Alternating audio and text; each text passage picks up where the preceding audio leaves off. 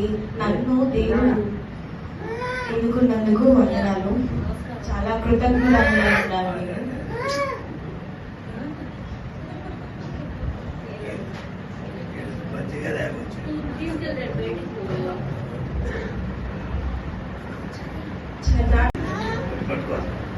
నా దేవా తండ్రి, ప్రభువా, యేసయ్యా, ఈ దినమున నా తండ్రి మా అందరి పాప పరిహారార్థ బలిగా సిలువలో వేలాడిన మా తండ్రి మీకు వందనాలు, స్తుతులు, స్తోత్రములు.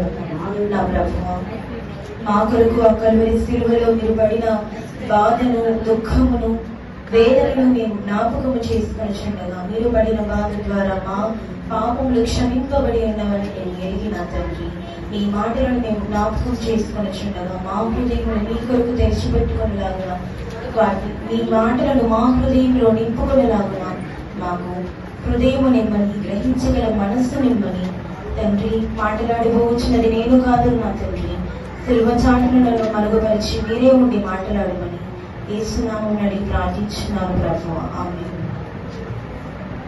ముందుగా నాకు ఇచ్చిన మాట 5వ మాట, నేను దప్పికొనుచున్నాను అనే మాట యోహాను సువార్త 19వ అధ్యాయము 28వ వచనంలో ఉందండి.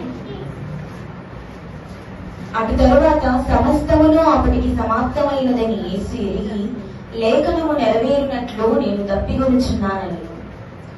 సమస్తమును అప్పటికి సమాప్తమైపోయింది, నేను చేయడానికి వచ్చిన పని అంతయో పూర్తయిందని యేసు ఎరిగి ఇంకొక మాట మాత్రము నేను చేయవలసినది, నేను సంపూర్ణముగా నెరవేర్చవలసినది ఇంకొకటి ఉన్నదని దేవుడు లేఖనము నెరవేరునట్లు నేను దప్పికొనుచున్నాను అనే మాట చెప్పారు. ఆ లేఖనము దేవుడు దావీదు గారి ద్వారా కీర్తనలు 69వ కీర్తన 21వ వచనంలో ఆ లేఖనాన్ని ముందుగానే ప్రవచనంగా పలికించాడు. ముందు నుంచి దేవుని కొరకు మెస్సయ్య గురించి ఎదురు చూస్తున్న ఎంతో మంది శాస్త్రులు, పరిసయ్యులు ఈ మాటను చదివి ఉన్నారు, కానీ ఆయన ఎవరో ఎరిగి ఉండక ఆయన్ని సిలువకు వేలాడదీశారు. కానీ మనమైతే ఇప్పుడు ఆయన ఎరిగి ఉన్నాము, ఆయన మన కోసం సిలువలో బలియాగమయ్యారని తెలుసుకొని ఈ మాటను చదువుకున్నామంటే ఒకసారి. వారు చేతులు నాకు ఆహారముగా పెట్టిరి, నాకు దప్పి అయినప్పుడు చిరకను త్రాగనిచ్చేది. నిజంగానే చేదు చిరకనిచ్చారు. అక్కడ చూస్తే యోహాను సువార్త 19వ అధ్యాయంలో కింద వచనం 29వ వచనంలో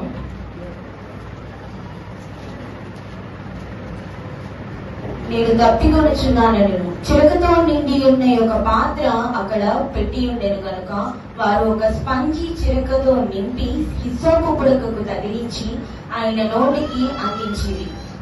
నేను కొన్ని వీడియోస్ లో విన్న ప్రకారం, నేను కూడా అనితక్కలాగా కొంతవరకు సెర్చ్ చేశాను. కొంతమంది పాస్టర్స్ ద్వారా నేను విన్నది ఏంటంటే, అది పాడైపోవడానికి చాలా సిద్ధముగా ఉన్న ద్రాక్షారసము, అందులోనూ అట్లాంటి స్పంజీ అంటే ఇప్పుడు ఇంగ్లీష్ లో స్పాంజ్, వారు ఎన్నో రకాలుగా వారి శరీరాన్ని శుభ్రపరచుకోవడానికి స్పాంజ్ ని వాడతారని నేను తెలుసుకున్నాను. మరి అటువంటి పనికిరాని దాన్ని, ఆహారమునకు ఎందుకు పనికిరాని దాన్ని వారు ఆయనకి అందించారు. లేఖనము నెరవేరింది. దేవుడు ముందుగా దావీదు గారితో చెప్పించిన ఆ ప్రవచనము నెరవేరింది. అలాగే ఇంగ్లీష్ బైబిల్లో మనం చూసుకున్నట్టయితే, నేను దప్పికొనుచున్నాను అంటే ఐ థర్స్ట్ అని ఇంగ్లీష్ ట్రాన్స్లేషన్ లో రాయబడి ఉంది. థర్స్ట్ అనగా దప్పిక, దాహము, ఎండిపోవచ్చున్నది అని అర్థం. అంటే ఆయన శరీరము మన కొరకు ఆ సిలువలో వేలాడుతున్నప్పుడు అంతగా ఎండిపోయింది, ఆయన అంతగా శ్రమ పడ్డాడు కాబట్టి దప్పికొన్నాడు. ఆ మాటని కూడా దావీదు భక్తుని ద్వారా 22వ అధ్యాయము 15వ వచనంలో దేవుడు పలికిస్తున్నాడు. నా నాలుక నా దవడను అంటుకొని ఉన్నది, నీవు నన్ను ప్రేతల భూమిలో పడవేసి ఉన్నావు.